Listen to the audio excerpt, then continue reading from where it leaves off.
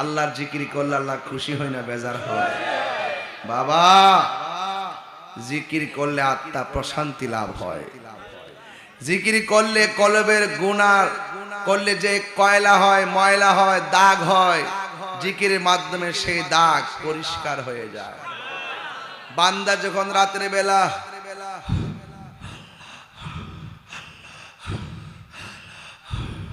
কোন আওয়াজ ছাড়া যখন আপনি এইভাবে জিকির করে ঘুমাই যাবেন, যখন হু ছাড়বেন, আপনার ভিতর থেকে একটা পাখি বের হবে। কি বের হবে? পাখি বের হয়ে প্রথম আকাশে যাবে, প্রথম আসমানের ফেরেশতা সালাম দিবে।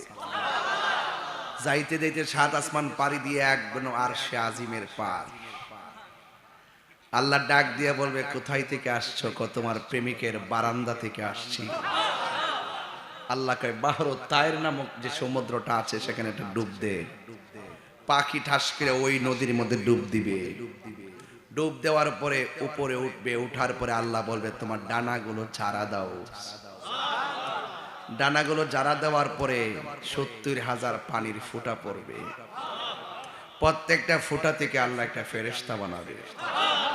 ওই ফেরেশতাগুলা সেই বান্দার জন্য আল্লাহর কাছে গুনাহ মাপ চাইবে। ওই পাখিটা মঞ্জুর করাইয়া বান্দার ঘুমের ভিতরে এসে আমার ভিতরে প্রবেশ করবে, তখন কলবটা নূর হয়ে যাবে। কি হয়ে যাবে? এগুলা বুঝতে চাইলে আমার দরবারে যাবেন। এগুলা দরবারে আলোচনা। জিকিরের দরবারে জিকির আছে না নাই?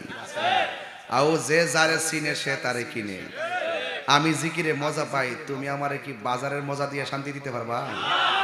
হ্যাঁ, আমি নবীর দুরুদে শান্তি পাই, তুমি কি আমার এমুক নেতার কথা শোনায় শান্তি দিতে পারবা? হ্যাঁ, এই জন্য দুরুদ পড়লে সব ইবাদত আল্লাহর কাছে কবুল হয়ে যায়।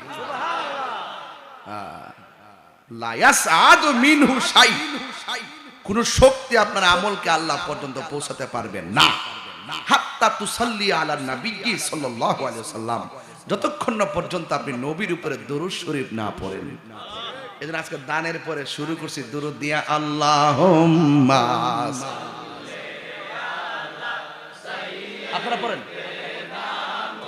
মুহাম্মাদ নবী ওই